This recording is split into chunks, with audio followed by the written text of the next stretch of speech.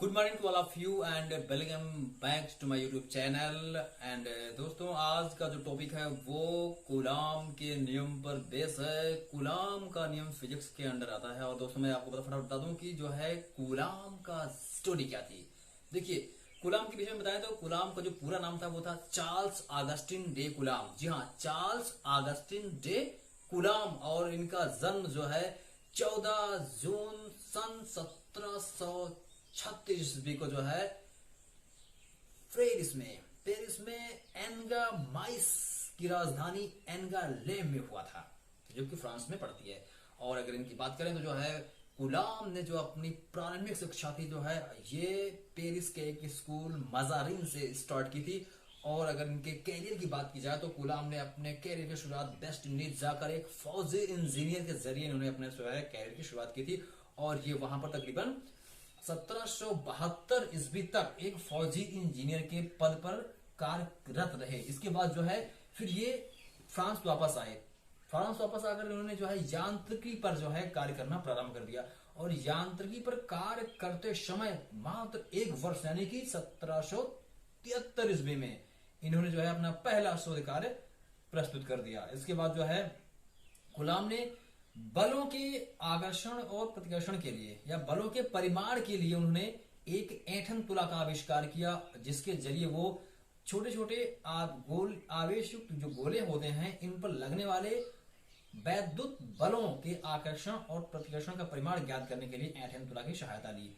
और इसके बाद उन्होंने अध्ययन किया इस पे। और फिर क्या किया, फिर एक अचानक शाही का जुबा आया और फिर 1785 ईस्वी में इन्होंने यानी गुलाम ने छोटे छोटे आवेश युक्त गोलों के लिए वैद्युत आवेश का व्युत्क्रम वर्ग का नियम दे डाला, जिसे आज हम क्या कहते हैं, गुलाम का नियम कहते हैं। जी हाँ, गुलाम का नियम जो है ये 1785 ईस्वी में गुलाम ने दिया था। ऐंठन तुला का आविष्कार करने के बाद, फिर आवेशों का अध्ययन करने के बाद, उनके बीच लगने वाले आकर्षण और प्रतिकर्षण बलों का अध्ययन करने के बाद ये व्युत्क्रम वर्ग का नियम कहलाता है। दोस्तों, तो आज का जो टॉपिक हमारा है वो क्या है, गुलाम का नियम। चलिए जानते हैं।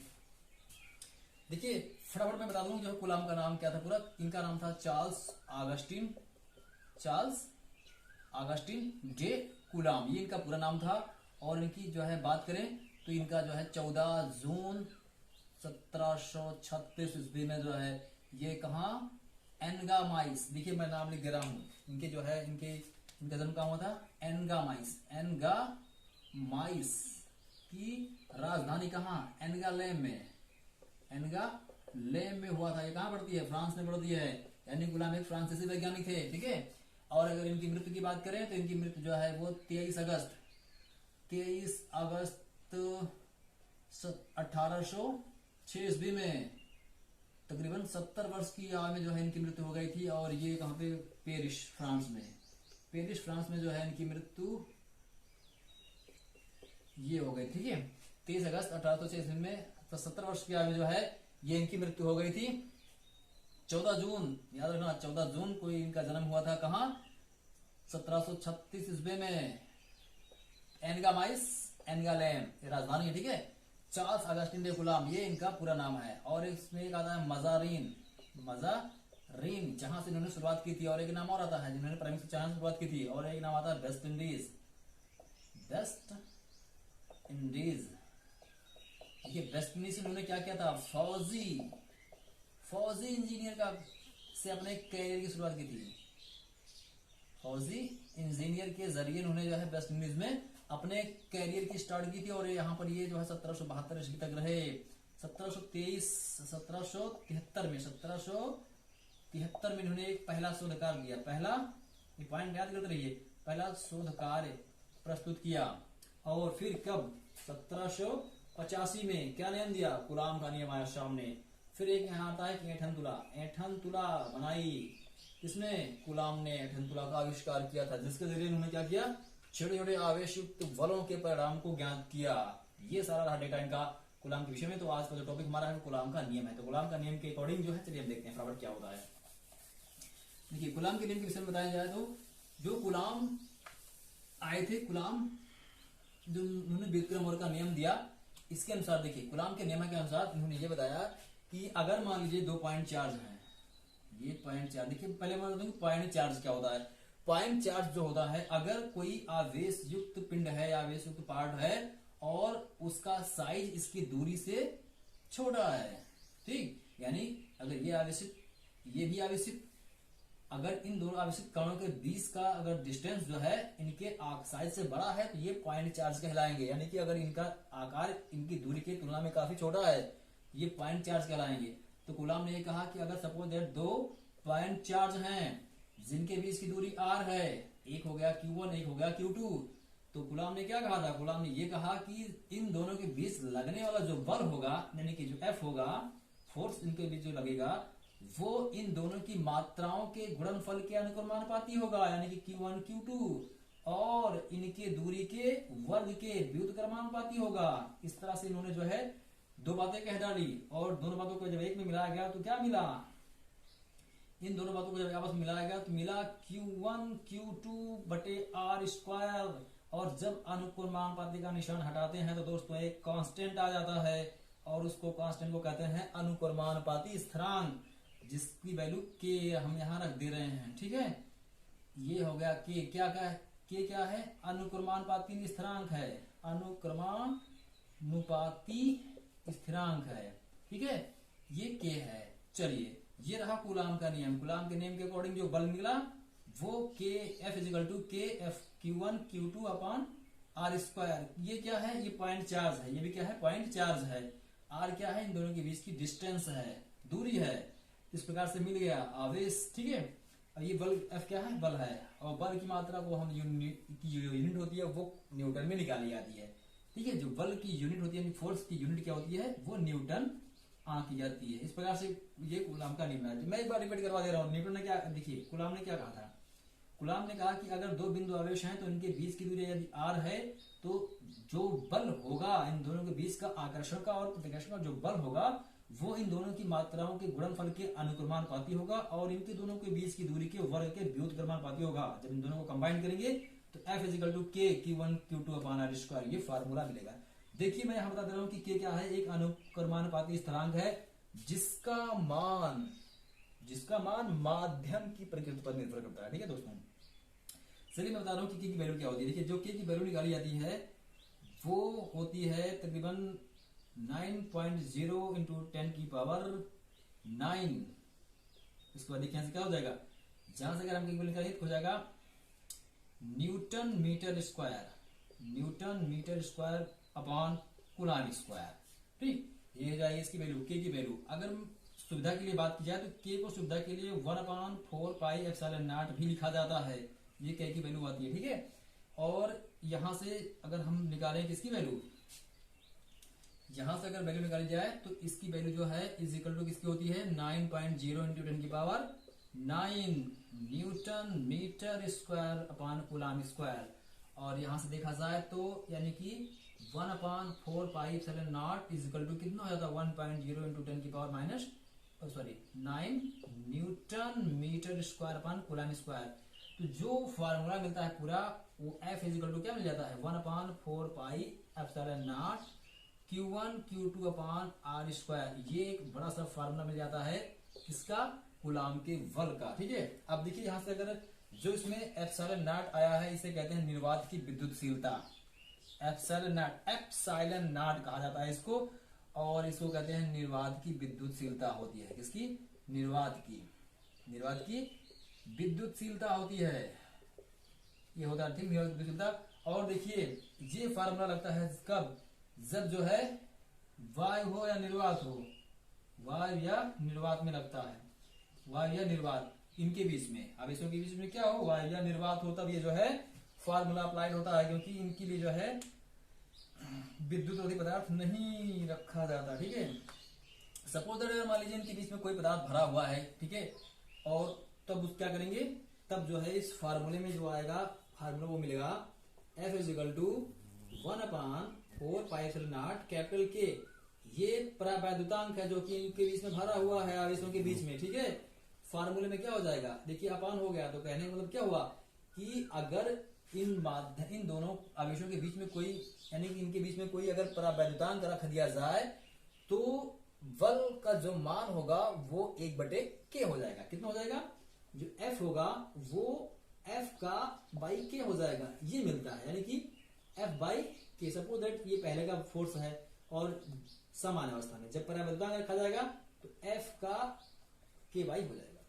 ठीक है, यानी इसका 1/k कितना 1/k गुना जो है वो बल हो जाता है। इस बात का ध्यान रखा जाए। ठीक है, इस प्रकार से फार्मूला क्या मिलता है? F is equal to 1/4πε0k into Q1 Q2 upon R square, ये न्यूटन मिल जाता है। अब देखिए यहाँ पर एक वैल्यू आई है एप्सिलॉन नॉट की वैल्यू निकाल सकते हैं हम। ठीक है, देखिए फार्मूला क्या होता है, यहाँ से देखिए, यहाँ से वैल्यू उठा लीजिए, यहाँ से अब मिल जाएगा 4πε0 9.0 इंटू 10 की पावर 9, यहाँ से उठा लीजिए। अब देखिए 1/4 4 इंटू पाई की वैल्यू होती है 3.14 होती है इंटू एप्सिलॉन नॉट, यहाँ से इक्वल टू 9.0 इंटू 10 की पावर 9 हो जाएगा। इसके बाद देखिए यहाँ से सारी वैल्यूज को उठा जाएगा तो मुझे क्या मिलेगा, इसको यहाँ ट्रांसफर करते हैं, इसको यहाँ करते हैं, तो इस एप्सिलॉन नॉट इक्वल टू हो जाएगा टोटल 1/4 इंटू 3.14 इंटू 9.0 इंटू 10 की पावर 9, ये हो जाएगा। ठीक है, इसके बाद एप्सिलॉन नॉट की वैल्यू निकालेंगे, क्या हो जाएगा, ये देखिए यहाँ से 936 हो गया, 1/36.0 इंटू या 36 का 36 पूरा कर लेते हैं। ठीक है, इंटू 3.14 इंटू 10 की पावर 9। ठीक है, इसके बाद देखिए यहाँ से टोटल जब इसको सॉल्व किया जाएगा तो एप्सिलॉन नॉट की वैल्यू कितना आ जाएगी 8.855 गुणे 10 की घात -12।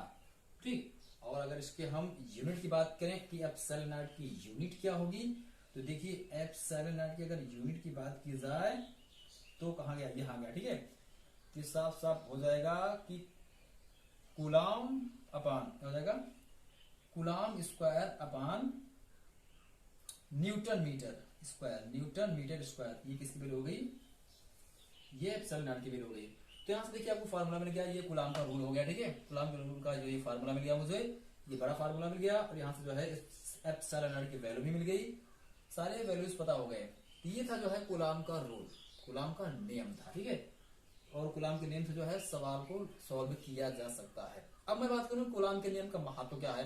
देखिए कूलाम का नियम का जो महत्व है ये कई मायने में काम आता है। देखिए फर्स्ट तो हम बता दें आपको कि जो है कूलाम का नियम जो है स्टेबिलिटी को, यानी कि परमाणु की उदासीनता को समझाता है, व्याख्या करता है परमाणु का उदासीन होना, क्योंकि जितने जो है परमाणु जितने प्रोटॉन उतने इलेक्ट्रॉन होते हैं, तो वहां पर भी जो आकर्षण का प्रतिकर्षण का बल लगता है, तो वहां का समझ में आता है किससे, कूलाम के नियम से, कि जो है परमाणु उदासीन होता है। ठीक है, दूसरी बात नाभिक की स्टेबिलिटी की बात शो होती है। एक्चुअली जो नाभिक में बल लगता है वो न्यूक्लियर फोर्स होता है, लेकिन जो उनमें डिफ्यूजन होता है, जो रेडियो एक्टिवेशन का या जो रेडिएशन होता है, वो वास्तव में जो है कूलाम के नियम के हिसाब से समझ में आता है, यानी कि यहाँ पर जो है वैद्युत बल ही कार्य करता है। ठीक है, इसके बाद जो है परमाणुओं के बीच लगता है, परमाणुओं के बीच जो है बल लगता है, जिसके कारण जो है अणु का निर्माण होता है, यानी कि अणु की संकल्पना समझ में आती है इस नियम से। और इस नियम से जो है जब अणु की संकल्पना समझ में आएगी तो पदार्थों के निर्माण की तो ऑब्वियसली समझ में आएगी, क्योंकि जो है पदार्थों में जो छोटे छोटे मॉलिक्यूल्स होते हैं ये किस तरह से अट्रैक्शन में जुड़े हुए हैं, ये भी जो है इस नियम से समझ में आता है। तो ये जो है इंपॉर्टेंस रहा किसका, कूलाम के नियम का। ठीक है, बात करते हैं अब, चलिए बात करते हैं कूलाम के नियम का सदिश स्वरूप। देखिए इस पर बात क्यों की जाए कि बल एक सदिश राशि है, बल एक वेक्टर फोर्स एक वेक्टर क्वांटिटी है, इसके अकॉर्डिंग जो है कूलाम के नियम का अगर सदिश स्वरूप ना देखा जाए तो बेकार ही है। ठीक है, चलिए बात करते हैं कूलाम के सदिश का नियम। देखिए सपोज दैट मान लीजिए इसके अकॉर्डिंग आपका कोई एक 3D एक्सिस है, आपके तीनों एक्सिस हैं, मान लीजिए 3 एक्सिस बना लीजिए। ठीक है, इस प्रकार से आपका ये हो गया वाई, ये हो गया आपका प्लेन एक्स हो गया, और ये हो गया जेड हो गया। सपोज दैट मान लीजिए आपका कोई एक पॉइंट चार्ज यहाँ पे है, एक पॉइंट चार्ज यहाँ पे है। ठीक, और इनकी पोजीशन वेक्टर की बात करें, इस पॉइंट चार्ज की वैल्यू मान सपोज दैट ये Q1 है, ये क्या है Q2 है, और इनकी पोजीशन वैल्यू जो है वो इनिशियल पॉइंट से कितना है, इनिशियल पॉइंट से ये वेक्टर R1, इसका पोजीशन वेक्टर R1 है, और Q2 का पोजीशन वेक्टर हम सपोज दैट मान लेते हैं R2 है, वेक्टर R2 है। ठीक, और इनके बीच की डिस्टेंस को अगर हम मिला दें Q1 Q2 को, तो ये हो जाती हैं R12, या इसको हम R21 भी कह सकते हैं, जिस साइड से लिया जाए। और इन पे हम यहाँ पर इनके यूनिट वेक्टर के लिए आप फोर्स की डायरेक्शन को दिखा देते हैं कि जो इनके बीच जो बल लगेगा वो कितना हो जाएगा, इधर F12 और इधर F21। ठीक है, ये डेरिवेशन है, ये होगा इनका बल का फोर्स, ये होगा डायग्राम इसका। ठीक, इस प्रकार से इनका स्वरूप हो गया। अब हम बात करते हैं इसके बाद विषय में। देखिए सपोज मान लीजिए कि Q1 और Q2 जो है क्या है, दो पोजीशन वेक्टर हैं, दो यूनिट वेक्टर हैं जिनके पोजीशन वेक्टर जो है R1, वेक्टर R1 और वेक्टर R2 है। ठीक है, और इनके बीच की डिस्टेंस क्या है, वो R12 या R21 कहीं से लिख लीजिए। इनको हम सपोज दैट A मान लेते हैं, इनको हम B मान लेते हैं। देखिए अब क्या होता है, अब यह हम निकालेंगे कि Q1 से Q2 की ओर, Q1 से Q2 के अनुदिश, Q1 से Q2 के अनुदिश वेक्टर की बात करें तो Q1 Q2 के अनुदिश जो सदिश होगा, Q1 से Q2 के अनुदिश जो सदिश होगा हमारा वो क्या होगा, AB होगा।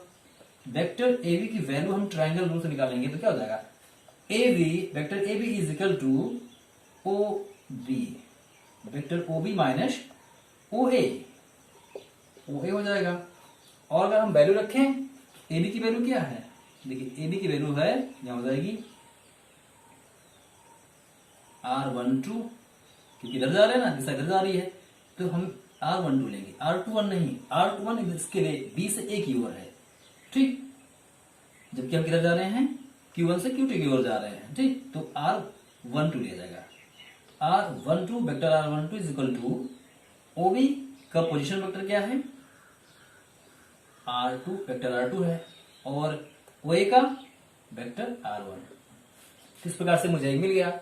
अगर हम बात करें यहाँ यूनिट वेक्टर की, इसकी यूनिट वेक्टर की बात की जाए तो जो यूनिट वेक्टर है इन दोनों का, ठीक, वो क्या मिल जाएगा मुझे, वेक्टर R12 अपान R12।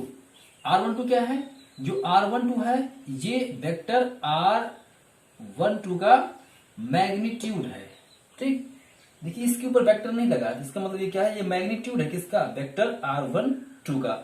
और यूनिट वेक्टर का फॉर्मूला होता है वेक्टर वैल्यू अपॉन उसकी मैग्नीट्यूड वैल्यू होती है। ठीक है, ये हो गया इधर का फॉर्मूला, मेन हो गया किस तरह से, ये Q1 से Q2 के अनुदिश हो गया, ये वेक्टर होगा, यानी Q1 से Q2 के अनुदिश कौन सा वेक्टर होगा हमारा, वो A से B की ओर शो करेगा इधर को, यानी ये वाला वेक्टर शो करेगा। ठीक है, और चलिए हम बात करते हैं Q2 से Q1 की ओर के अनुदिश, Q2 से Q1 के अनुदिश जो वेक्टर होगा वो हमारे वेक्टर होगा BA होगा। कौन सा, नहीं, B से A को जाएगा, इधर को, इधर से इधर को जाएगा, यानी B से A की ओर जाएगा। ठीक है, तो हो जाएगा हमारा वेक्टर BA, तो BA इज इक्वल टू क्या हो जाएगा, ट्रायंगल रूल के अकॉर्डिंग फिर ये हो जाएगा OA, क्या हो जाएगा, O vector OA minus vector OB, ये हो जाएगा। अब देखिए वेक्टर BA की पोजीशन वैल्यू क्या है, देखिए यहां देखिए BA की जो है अब यहां हो जाएगी R21। देखिए यहाँ AB की थी R12 था, अब इसके लिए डायरेक्शन चेंज हो गई, क्या हो जाएगा R21, यानी 2 से 1 की ओर, ये डायरेक्शन दिखाता है 21। ठीक है, 2 से 1 की, यानी Q2 से Q1 की ओर। ठीक है, अब इसके बाद क्या हो जाएगा OA, देखिए OA की वैल्यू क्या हो जाएगी, OA की वैल्यू क्या है, वेक्टर R1 है, वेक्टर R1 है, माइनस OB की वैल्यू क्या है, O यहाँ पे है, B यहाँ, OB की वैल्यू है वेक्टर R2, क्या है, वेक्टर R2 है। ठीक है, तो इस प्रकार से मिल गया। अब यहाँ पर अगर हम इन दोनों यानी कि इसकी यूनिट वेक्टर निकालेंगे, इस दिशा की, इस साइड की यूनिट वेक्टर क्या हो जाएगी, यूनिट वेक्टर इस जाएगा R21 unit vector is equal to magnitude of R21, ये हो जाएगा vector 21 upon magnitude of R21। ठीक, देखिए R21 क्या है, ये मैग्नीट्यूड वैल्यू है किसकी, वेक्टर R21 की है, तो इसका यूनिट यानी कि Q1 से Q2 यानी कि वेक्टर BA का यूनिट वेक्टर जो है वो क्या है, वेक्टर BA का यूनिट वेक्टर क्या है, वो R21 है। और यहाँ इसका यूनिट वेक्टर क्या था, ये था। इन दोनों की वैल्यू मुझे यहाँ मिल गई। चलिए, ये तो रहा वेक्टर की दिशा में जानकारी, दिशाएं हमें जानकारी हो गई। अब हम बात करते हैं कि बीच फोर्स कैसे लगेगा। चलिए हम फोर्स की बात कर लेते हैं। देखिए, अगर हम बात करते हैं कि Q2 Q1 पे कितना बल लगा रहा है, Q2 के कारण Q1 पर लगने वाला बल देखिए, Q2 यहाँ पे है, यानी कि ये पॉइंट चार्ज यहाँ पे है और Q1 यहाँ पे है, तो इसके कारण इस पे जो लगने वाला बल होगा वो क्या होगा, F12 होगा। क्या होगा, F vector F12 equal to क्या हो जाएगा। अब कूलॉम का नियम इससे पहले बताया गया है, कूलॉम का सामान्य नियम जो है बता दिया गया है। अब उसके अकॉर्डिंग क्या होता है, F is equal to 1/4πε0 Q1 Q2 पाना स्क्वायर होता है। चलिए अब उसी क्या करते हैं, 1/4πε0, क्योंकि उसको याद करना आपको जरूरी है। तो जाएगा Q1 Q2 अपान डिस्टेंस कितनी है, BA है, BA। देखिए BA क्यों है, क्योंकि BA डायरेक्शन हमारी ये है, क्योंकि Q2 Q1 पे फोर्स कर रहा है, Q2 Q1 पर फोर्स कर रहा है, ठीक है। तो यहाँ BA हो जाएगा, BA का होल स्क्वायर, और ये इसकी जो डायरेक्शन होगी वो BA के अनुदिश होगी, इसकी होगी BA के अनुदिश होगी। चलिए फटाफट इसकी वैल्यू हम रख लेते हैं। वेक्टर R12 की इक्वल टू क्या हो जाएगा, 1/4πε0 और एक Q1 Q2 अपान BA। देखिए BA की वैल्यू क्या हो जाएगी, यहाँ पे BA की वैल्यू क्या हो जाएगी, R21 हो जाएगी, क्योंकि इधर से इधर को जा रहा है। देखिए दिशाएं बहुत जरूरी हैं। B से A की ओर फोर्स हो रहा है, जो Q2 है वो Q1 पे फोर्स कर रहा है, यानी इधर से इधर को जा रहा है। तो इधर से जाने के लिए 2 ये है, ये 1 है, तो R21 हो जाएगा, R21 का और स्क्वायर, ठीक, या इसका स्क्वायर कह सकते हैं हम, इनटू अब इसका यूनिट वेक्टर क्या होगा, वो होगा R21 यूनिट वेक्टर हो जाएगा। चलिए अब इसमें हम वैल्यू रखते हैं, F12 vector is equal to, ठीक, 1/4πε0 Q1 Q2 अपान, देखिए यूनिट वेक्टर 21, इसकी वैल्यू कितनी है, इसकी वैल्यू कितनी है, यहां आइए, इसकी वैल्यू है ये पूरी प्रोसेस। यहां देखिए, यहां से यहां से इसकी वैल्यू निकाल लेंगे, यहां पुटअप कर देंगे, तो मुझे क्या मिलेगा, देखिए कैसे मिलेगा। यहां है vector, unit vector R21 is equal to vector R21 upon vector, sorry, magnitude of vector R21 यानी R21। तो अगर बात की जाए तो इस यूनिट वेक्टर की जो वैल्यू अगर यहां रखेंगे हम, तो मुझे क्या मिलेगा, मुझे मिलेगा R21 वेक्टर अपान, ये 2 टाइम्स यहां है, अरे 1 टाइम्स और ऐड हो गया, तो R की पावर 3 21 ये मिलेगा, यानी R21 की पावर 3, और यहां वेक्टर R21 आ जाएगा इसकी वैल्यू यहां रखने पर, ठीक है। चलिए अब मैं इस क्वेश्चन मान लेता हूं यहां पे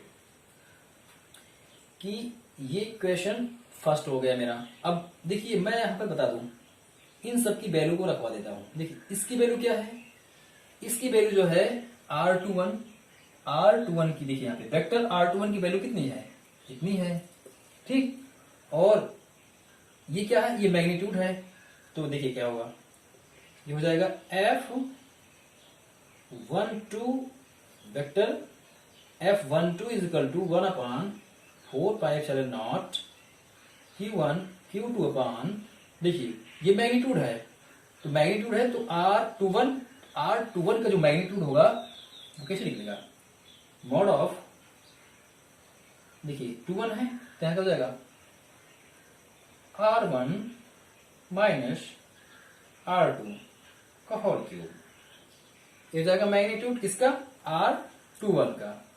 और वेक्टर R21 की बात की जाए तो क्या हो जाएगा, वही होगा same vector R1 minus vector R2, ये इधर हो जाएगा, यहां से मुझे एक वेक्टर स्वरूप मिल गया।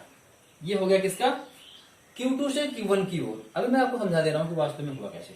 देखिए अब इसी प्रकार से हम क्या करेंगे, ये Q2 से Q1 की ओर था, इधर आ रहा था, यानी कि इधर से इधर जा रहा था। अब क्या होगा, इधर से इधर को फोर्स करेगा, कौन, Q1 Q2 पे फोर्स करेगा। अगर Q1 Q2 पे फोर्स कर रहा, देखिए तो क्या होगा, Q1 से Q2 की ओर अगर फोर्स करेगा तो उसका फोर्स क्या कहलाएगा, इसका फोर्स हो जाएगा F21 हो जाएगा। Vector F21 is equal to 1/4πε0 Q1 Q2 upon, अब यहां पर जो है डिस्टेंस क्या हो जाएगी, देखिए Q1 से Q2 की ओर फोर्स हो रहा है, यानी कि Q1 Q2 की ओर फोर्स कर रहा है, तो डिस्टेंस हो जाए जो है वो AB हो जाएगी।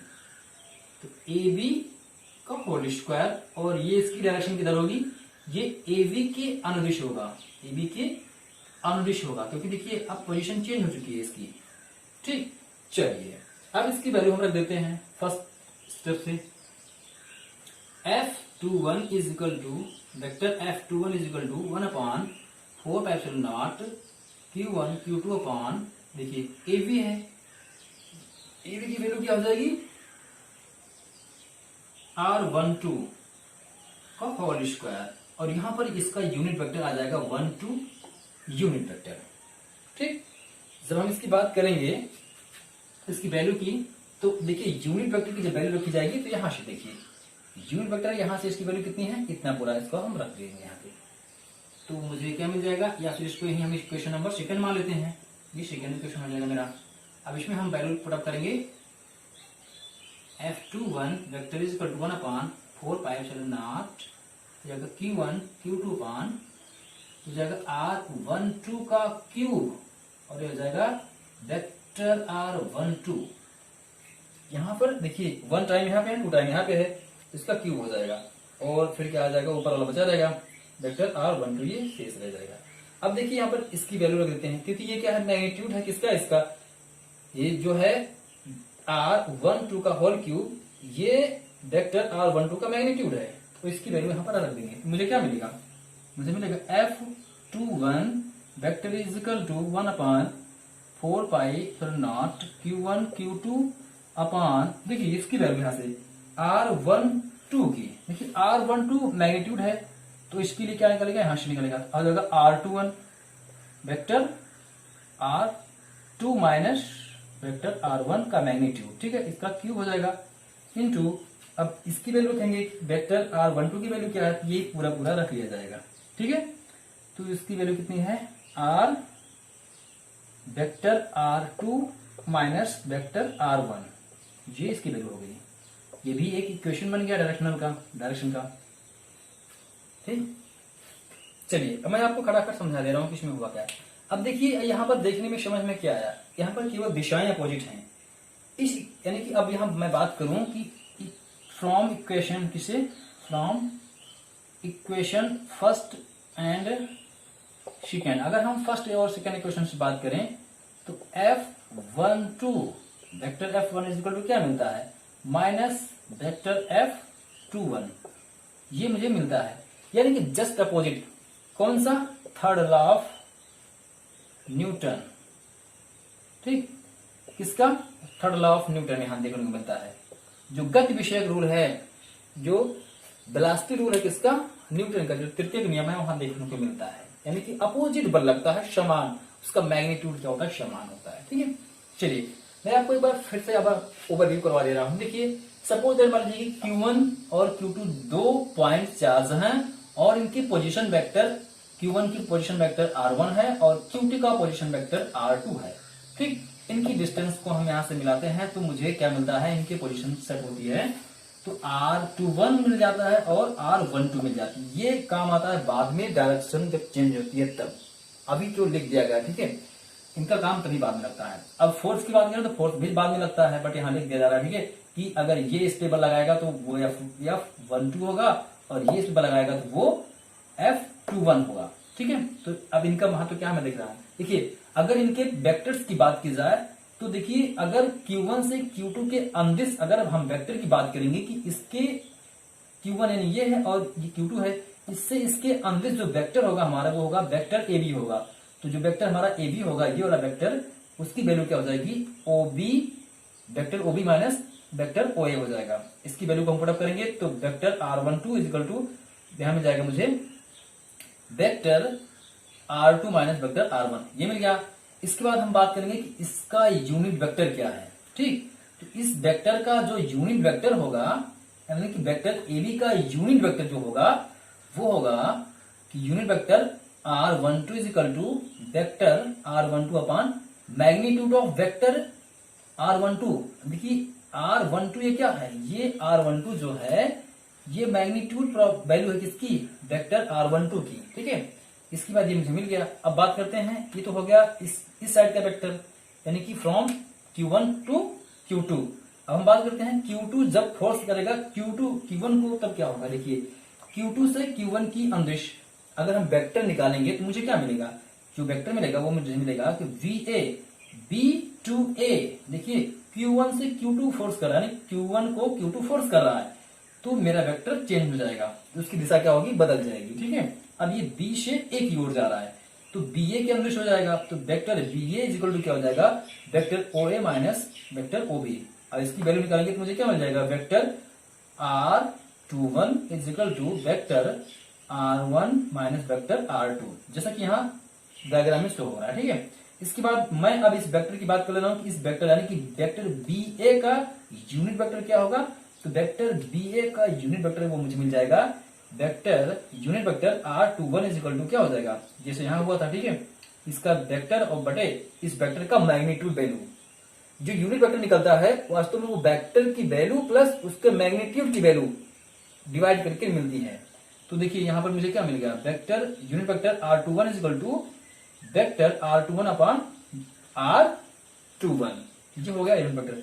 अब बात करते हैं बल की, कि जो आवेश हैं ये एक दूसरे पर बल कैसे लगाते हैं और उनकी दिशा क्या होती है। देखिए जब Q2 के कारण Q1 पर लगने वाला बल, जब Q2 Q1 पे बल लगाएगा तब क्या होगा। देखिए Q2 लगा रहा है किस पे, Q1 पे, तो कंफर्म है ये इधर से इधर को जा रहा है। ठीक, इधर को फोर्स कर रहा है तो इधर की दिशा क्या हो जाएगी, B से A की ओर हो जाएगी, होगी कि नहीं।